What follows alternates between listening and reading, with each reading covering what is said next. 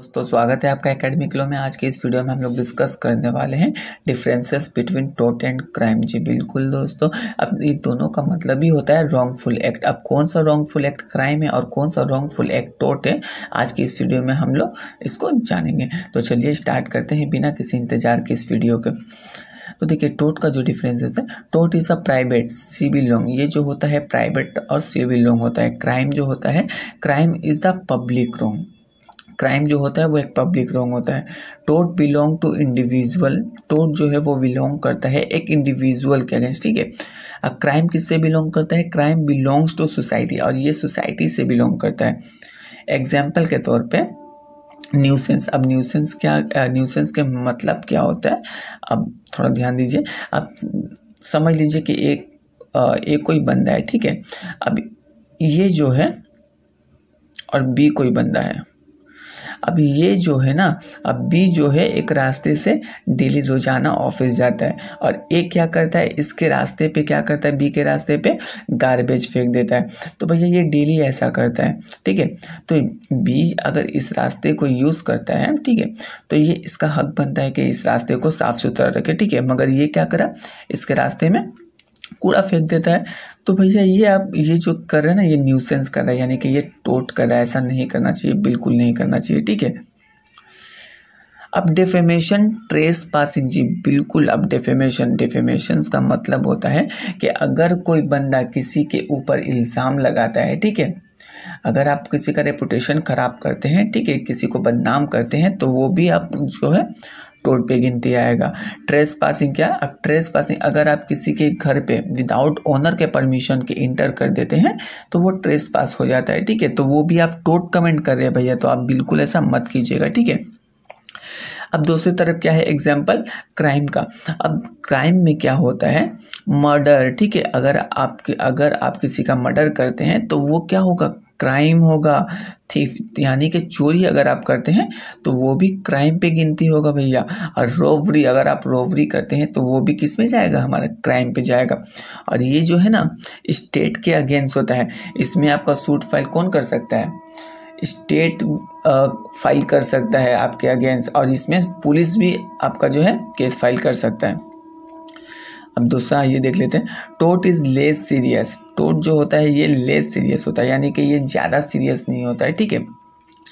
अब crime is more serious, इसमें जो मैटर होता है बहुत ही ज़्यादा सीरियस होता है। अब अगर किसी को मर्डर करता है कोई, तो ये सीरियस मैटर ही ना होगा भैया, ठीक है। ये जो है tort is less serious as कम क्या है, कंपेयर टू क्राइम, ठीक है। जो क्राइम है, क्राइम के मामले में जो है लेस होता है।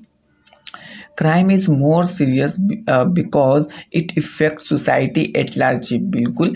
क्राइम जो है ये मोर सीरियस है, बहुत ही ज़्यादा डेंजरस है, क्योंकि ये सोसाइटी के अगेंस्ट हो जाता है। ये किसी एक बंदे के अगेंस्ट नहीं है, ये पूरे सोसाइटी के अगेंस्ट है, ठीक है। इसलिए ये ज़्यादा मोर सीरियस हो जाता है। Tort is uncodified, it is based on judicial decision, यानी यहाँ पे कह रहा है कि टोर्ट जो है ना वो अनकोडिफाइड लॉ होता है। अब अनकोडिफाइड लॉ क्या होता है ये समझ लीजिए। अनकोडिफाइड लॉ उसे कहते हैं जो कहीं कानून पे मेंशन ना किया गया हो, जैसे कि अब ये देख लीजिए, क्राइम इज़ कोडिफाई, जैसे आईपीसी, सीआरपीसी, सीपीसी, ठीक है। यानी कि क्राइम जो है इसको कोडिफाई किया गया। कोडिफाई का मतलब होता है इसको इसमें दे दिया गया आईपीसी में, ठीक है, सीआरपीसी में दे दिया गया है, सीपीसी में, कि आप ऐसा जुर्म करते हैं तो आपको ये सज़ा मिलेगा, आप ऐसा जुर्म करते हैं तो आपको वैसा सज़ा मिलेगा। अगर आप चोरी करते हैं तो उसका भी आपका सज़ा अलग है, अगर आप मर्डर करते हैं तो उसका सज़ा अलग है, ठीक है। तो इसमें सब पहले से लिख दिया गया है, बट इसमें जो है ना, इसमें आपका अनकोडिफाई ये कहीं पे लिखा नहीं है, बट ये जुर्म है, ठीक है। इसमें जो है जुडिशियल डिसीजन लेता है, यानी कि जज डिसीजन लेते हैं, ठीक है, अगर आप टोर्ट करते हैं तो। दूसरा क्या है, wrong doer is liable for punishment. इसमें क्या है, लिएबल होता है, यानी कि इसमें जिसके अगेंस्ट किया जा रहा है टोर्ट, ठीक है, जिस पे टोर्ट कमेंट हो रहा है, तो ये लिएबल है कि उसको जो ये है डिफेंडेंट, उसको पनिशमेंट मिलेगा, ठीक है। अब वो पनिशमेंट चाहे पैसा से हो सकता है, ठीक है, या भरपाई से भी हो सकता है।